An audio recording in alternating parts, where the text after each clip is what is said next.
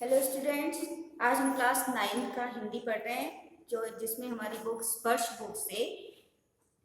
Book में जो काव्य खंड है उसमें हम जो तीसरी कविता या तीसरा नज्म के रूप में हम देख रहे हैं यहाँ पे, जिसको लिखा है नज़ीर अकबराबादी ने। और हमारी कविता का नाम है आदमी नामा, है ना। आदमी नामा एक नज्म के जो उर्दू शब्द है नज्म यहाँ पे उन्होंने लिखा है नज़ीर अकबराबादी ने, है ना।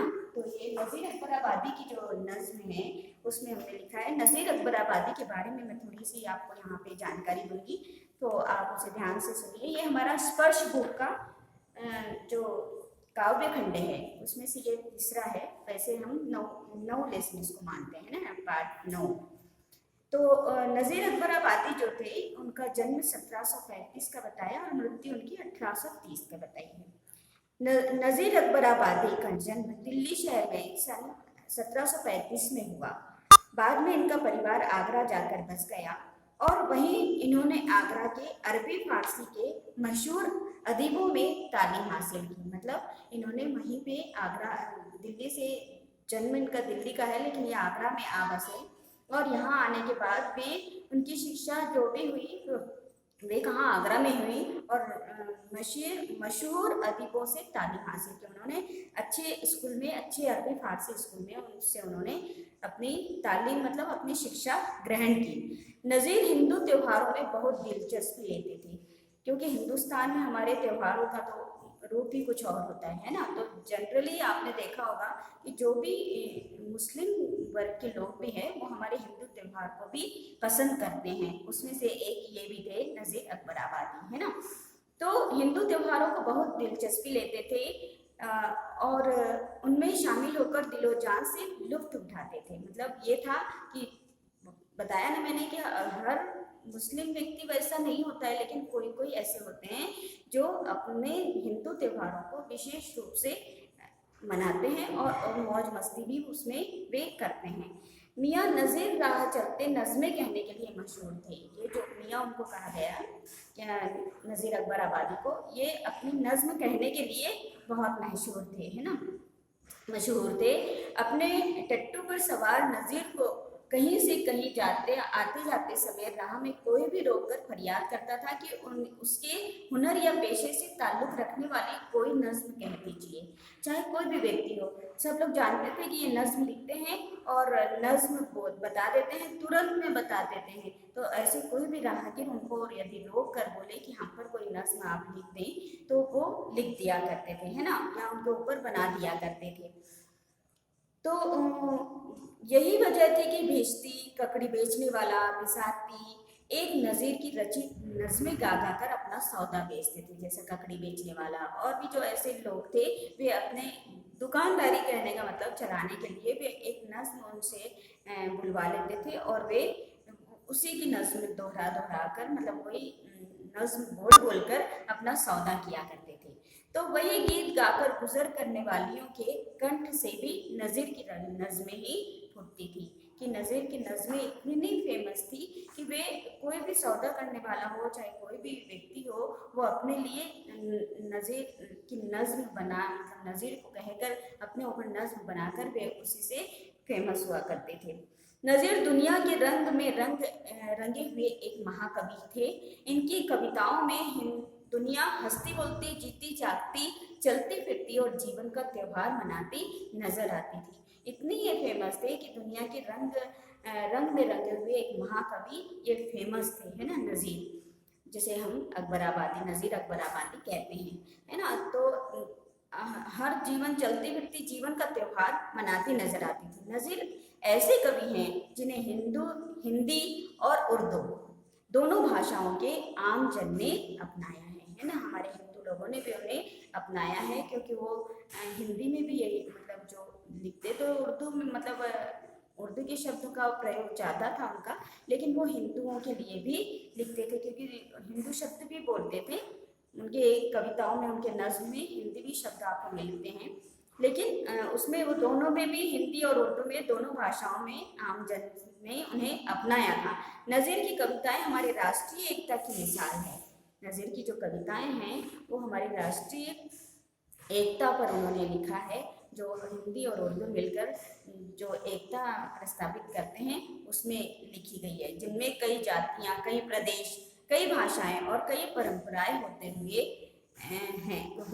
भी ये परंपराएं होते हुए भी सब में एक है, क्योंकि इनकी जो नज्म है वो उन्होंने क्या किया, हिंदी और उर्दू दोनों में उन्होंने लिखी है, और दोनों ने हिंदी, खासकर उर्दू तो है ही है, लेकिन हिंदुओं ने भी उन्हें अपनाया है और उन्हें इस चीज़ के लिए कहा है ना, और मतलब इसलिए इस चीज़ के लिए कहा कि ये दोनों में भी एकता प्रस्तावित करते हैं। नज़ीर अपनी रचनाओं में मनोविनोद मतलब कॉमेडी जिसे कहते हैं ना, मतलब मजाकिया तौर पे भी वे लिखते हैं, हंसी ठिठोली भी करते हैं, और ज्ञानी की तरह नहीं कि मित्र की तरह सलाह मशवरा देते हैं। ज्ञानी की कह रहे हैं वो ज्ञानी की तरह नहीं, मित्र की तरह सलाह मशवरा देते हैं। वो ज्ञान मतलब ज्ञान बांटना नहीं चाहते, वे जब भी सलाह मशवरा करते हैं किसी के भी साथ में तो एक मित्र के रूप में बताते हैं, है ना, ज्ञानी के रूप में नहीं। जीवन की समालोचना करते हैं, जब सब ठाट पड़ा रह जाएगा जब लाद चलेगा बंजारा, है ना। उन्होंने अपने एक नज्म में कहा है कि सब ठाट पड़ा रह जाएगा जब लाद चलेगा बंजारा। कहने का मतलब सब यहीं रह जाएगा जब हमें ऊपर जाना, मतलब ईश्वर के पास जाना होता है, जब हमारी मृत्यु होती है तो सब यहीं का यहीं रखा रह जाएगा। तो वही नज्म उन्होंने कही कि सब ठाट पड़ा रह जाएगा जब लाद चलेगा बंजारा, सब यहीं पर रहना है ना, कोई अपने साथ नहीं लेकर जाता है। जैसे नसीहत देने वाले यह कवि अपनी रचनाओं में जीवन का उल्लास और जीवन की सच्चाई उजागर करता है। यह अपने नज्म में जीवन का उल्लास और जीवन की सच्चाई को यहाँ पर उनके हर नज्म में हमें दिखाई देता है। तो जो आज हम नज्म पढ़ने जा रहे हैं, आदमी नामा, है ना, हमारे नज्म, उनके नज्म का नाम क्या है, आदमी नामा, है ना।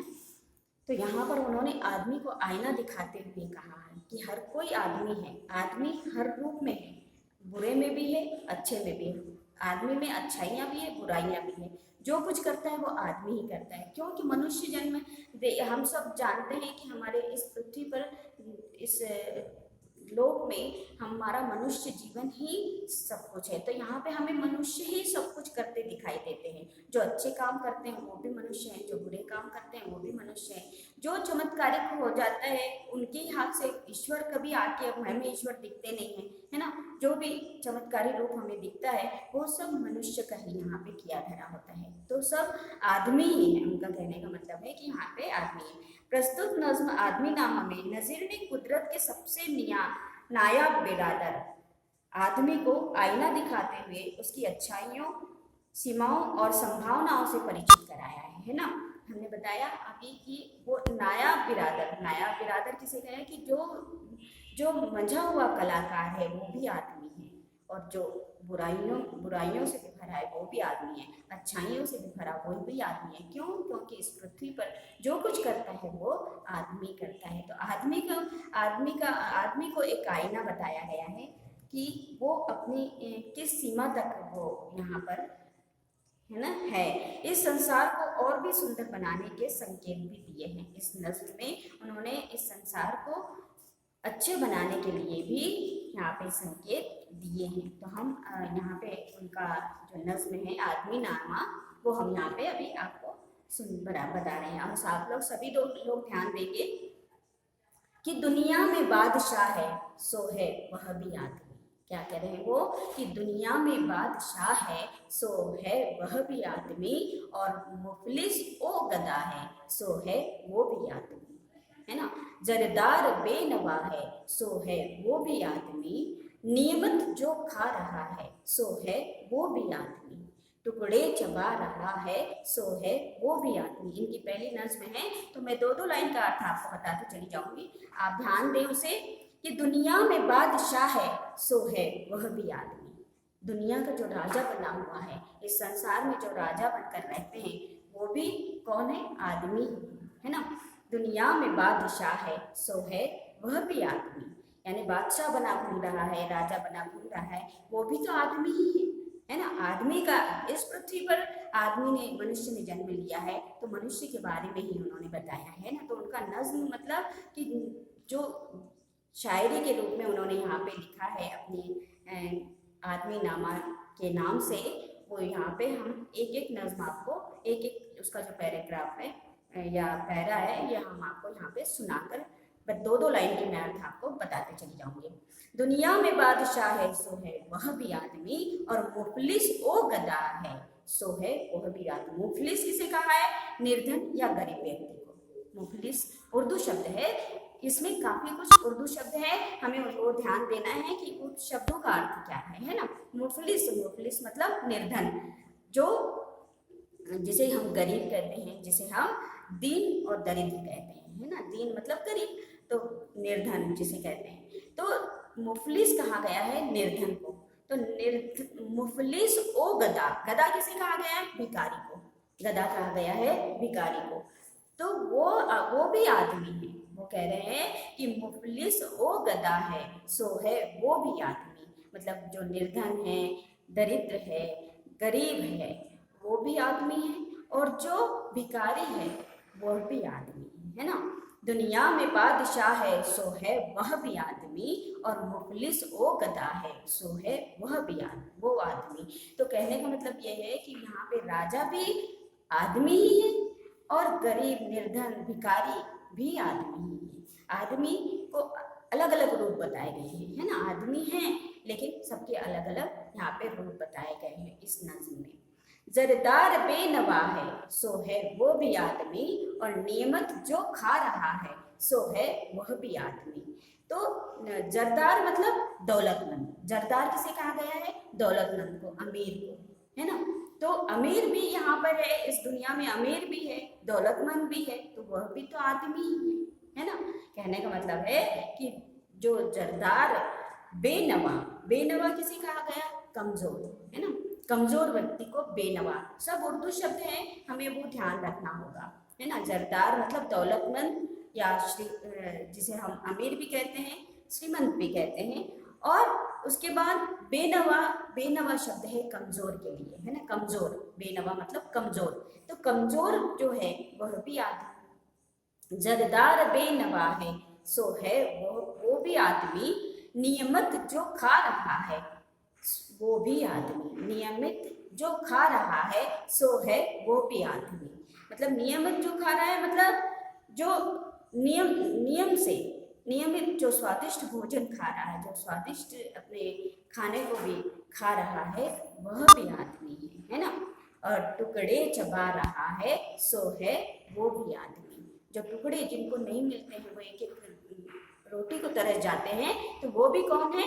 वो भी आदमी ही है। तो आदमी के अलग अलग पहलू हैं, आदमी के अलग अलग रूप यहाँ पे उन्होंने अपनी नस्म में बताया है। और आदमी को आईना दिखाते हुए कहा है कि जो बादशाह है वो भी आदमी है, जो राजा है वह भी आदमी है, जो गरीब, निर्धन, गरीब, भिखारी भी हैं वो भी आदमी है ना। अलग अलग रूप यहाँ पे बताए हैं। नियमित जो जरदार बेनवा है, यानी जो दौलतमंद अमीर है, और कमजोर हैं, जो दौलतमंद तो अलग हैं लेकिन कमजोर हैं, वह भी आदमी है ना। और नियमित जो खा रहा है सो वो है वो भी आदमी, और टुकड़े चबा रहा है सो है वो भी आदमी। मतलब यहाँ पर ये कहने का मतलब है, ये हमें आईना दिखा रहा है कि गरीब हो या अमीर हो। इस नज्म से, पहली नज्म से, इस पहले पैराग्राफ से हमने ये समझा कि गरीब हो या अमीर हो, जो टुकड़ों पर पल रहा हो या हमें सबसे स्वादिष्ट भोजन खा रहा हो, हमें सबके साथ में अच्छा व्यवहार करना चाहिए, है ना। चाहे कोई भी हो, आदमी आदमी के व्यवहार से ही समझ में आता है कि आदमी कैसा है, किस प्रकार का है। तो इस नज्म से हमने ये सीखा कि हमें, चाहे वो गरीब हो, चाहे अमीर हो, चाहे राजा हो, चाहे रंग हो यानी गरीब, कोई भी हो, इस नज्म से हमने ये सीखा कि हमें अपना व्यवहार उनके साथ में अच्छा रखना चाहिए। आदमी आदमी से ही तो बोलेगा, है ना। आदमी चाहे वो ऊपर बैठा हो, राजा बादशाह बने बैठा हो, चाहे वो निर्धन, गरीब, भिखारी ही क्यों ना हो, लेकिन है तो आदमी। लेकिन सबके साथ में जैसा जो है उसके साथ में हमें अच्छा व्यवहार रखते हुए सबके साथ में रहना चाहिए। यहाँ पर हमें सभी लोग देखने को मिलते हैं, है ना। भाई दुनिया बनी है इसी की बदौलत, तो वो हमको उसी नज़र से हमें, अच्छा सबकी नज़र अपनी अपनी अलग होती है ना।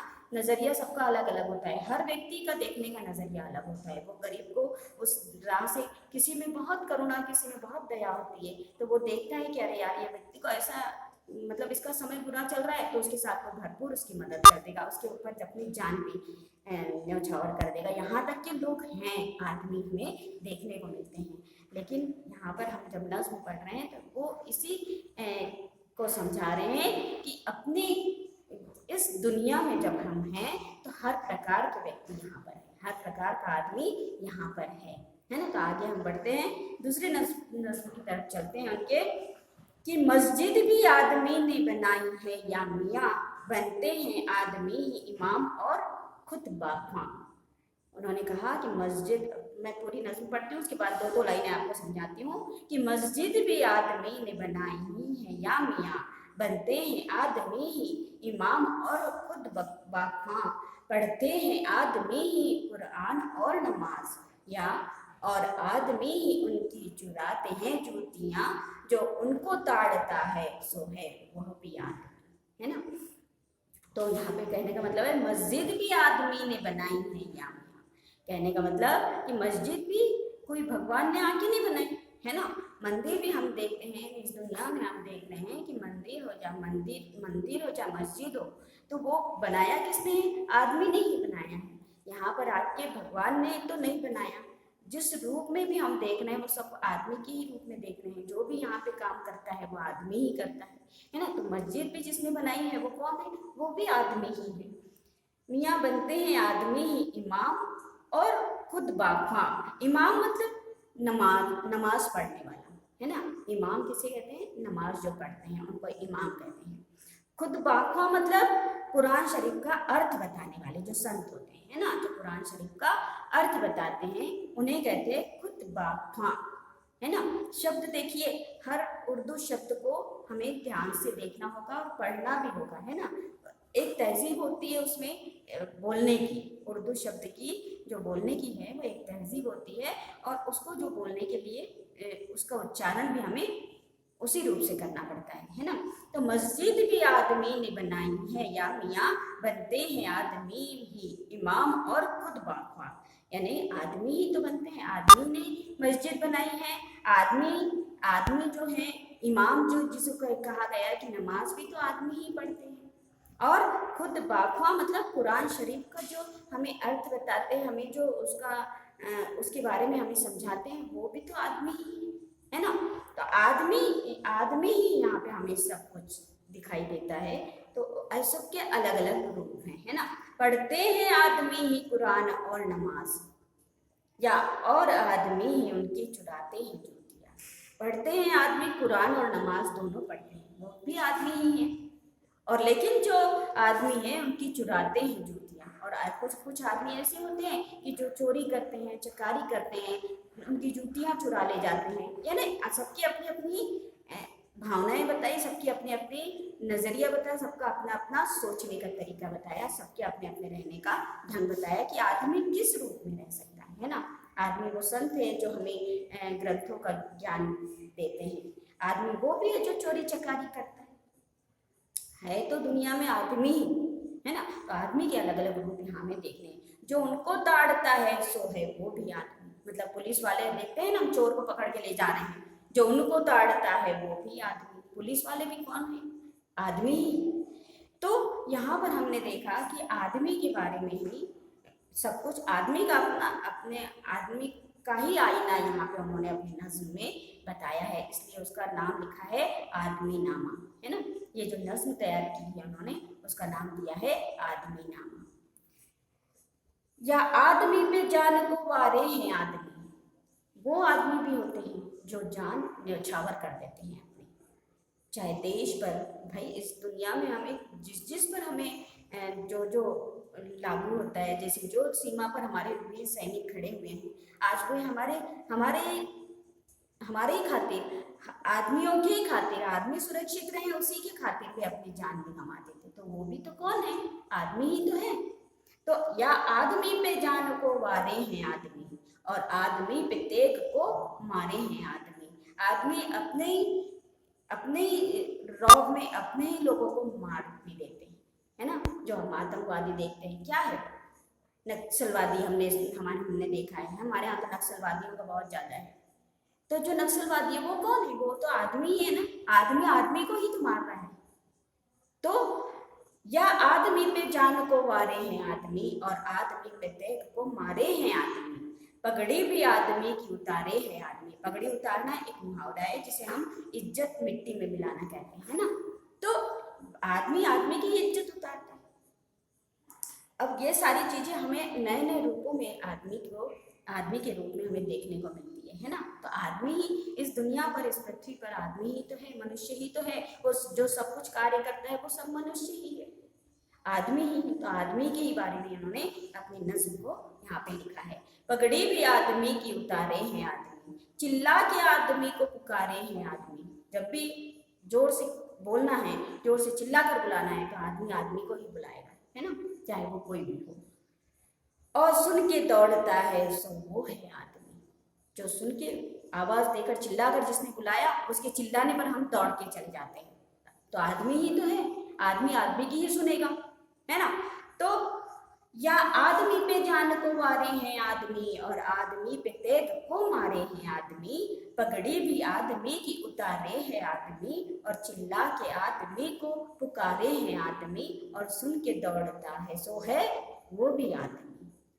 तो यहाँ पर हमने इस नज़्म में देखा कि आदमी आदमी पर जान गंवा देता है, और आदमी, और दूसरी लाइन में है कि आदमी आदमी को ही मार डालता है ना।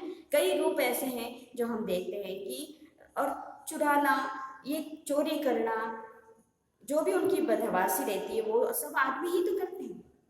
अच्छाइयों बताया ना इसमें, अच्छाई और बुराई, ये सारी चीज किसमें बताई गई है? इस नज्म में हमने ये देखने को हमें मिलता है कि इस नज्म में हर व्यक्ति की, मतलब हर व्यक्ति यहाँ पे अच्छा और बुरा है, दोनों यहाँ पर अच्छाई और बुराई दोनों की यहाँ पे बताई गई है ना। अब चौथा लास्ट वाला जो पैरा है वो है कि अशराफ और कमीने से ले शाहता वजीर। अशराफ और कमीने से ले शाहता वजीर, ये आदमी ही करते हैं सब कार्य दिल पजीर। या आदमी मुरीद है या आदमी ही पीर, या आदमी मुरीद है या आदमी ही पीर। अच्छा भी आदमी कहाता है ए नजीर, और सब में जो बुरा है सो है वो भी आदमी। देखिए, अशराफ और कमीने से ले शाहता वजीर। अशराफ किसे कहा गया? शरीफ को, है ना। शरीफ जो है उसका बताया, अशराफ और कमीने से ले शाहता वजीर, यानी यहाँ पे शरीफ भी है और कमीने लोग भी हैं, दोनों। मतलब ये बताया है कि यहाँ पे दुनिया में जो लोग बसे हुए हैं सबके, देखिए आदमी तो आदमी बिल्कुल दिखता है आदमी जैसा, लेकिन उसके अंदर क्या चल रहा है, सबके अपने अपने विचार होते हैं, सबके अपनी अपनी अपनी नज़र होती है ना। तो हम किसी की नज़र को ये नहीं जान पाते हैं कि वो किस नज़र से हमें देख रहा है, या होते हैं, ऐसी बात नहीं है। नज़र का भी एक फेर होता है कि नज़र से भी आदमी नज़र को पहचान लेता है कि किस प्रकार का व्यक्ति है, वो भी एक नॉलेज होता है, वो भी एक ज्ञान होता है। लेकिन यहाँ हर व्यक्ति कैसा बना हुआ है? शरीफ भी है तो उस टाइप का बना है कि जिसमें उनको वैसे मंत्री, वजीर मतलब मंत्री, है ना। अशराफ और कमीने से ले शाहता वजीर, बादशाह भी है तो वजीर भी, मंत्री भी, वजीर मतलब मंत्री, और शरीफ भी है तो उतने ही कमीने भी है। ये आदमी ही करते हैं सब कार्य दिल पजीर। कार्य मतलब कार्य, ये सारे काम कौन करता है? आदमी ही करता है। कार्य मतलब कार्य या काम, और दिल पजीर मतलब दिल को अच्छा लगने वाला, है ना। जो काम करते हैं दिल को अच्छा लगने वाला जो काम करते हैं वो कौन है? आदमी ही है ना। आदमी ही आदमी की काम अच्छा करता है, और आदमी ही आदमी को मार भी देता है, आदमी ही आदमी की पगड़ी भी मतलब इज्जत भी उतार देता है, आदमी ही आदमी को मार भी देता है। या आदमी मुरीद है या आदमी ही पीर। आदमी मुरीद मतलब भक्त या शिष्य, भगवान का शिष्य या जो संत का शिष्य, भक्त, जो भी जिसके भी, जो अल्लाह का मुरीद जिसे कहते हैं उसको भक्त या शिष्य कहते हैं। अच्छा, या आदमी मुरीद है या आदमी भी पीर। पीर मतलब धर्मगुरु, संत या भगवान का भक्त जिसे कहते हैं, बहुत जो भगवान का भक्त हैं, या जो हम संत लोग जिसे संत कहते हैं, जो धर्म गुरु होते हैं, उनको कहते हैं पीर, है ना। तो आद या आदमी मुरीद, मुरीद मतलब भक्त या शिष्य, या आदमी मुरीद है या आदमी ही पीर, धर्म गुरु भी आदमी है और शिष्य भी आदमी ही है। अच्छा भी आदमी कहाता है नजीर, नजीर कवि का नाम दिया है ना, नजीर हमने देखा अकबराबादी, नजीर खुद को कहा है कि अच्छा भी आदमी कहाता है ए नजीर, और सब में जो बुरा है सो है वो भी आदमी, और सब में बुरा, बुरा भी सब में है वो भी आदमी ही है ना। तो यहाँ पे हमने देखा कि अच्छा भी आदमी है तो बुरा भी आदमी है, सबके अपने अपने अलग रूप बताए गए हैं। ये इस नज्म में हमने देखा, हर एक नज्म में उन्होंने हर एक व्यक्ति के बारे में बताया कि हर व्यक्ति में अच्छाई और बुराई भी है।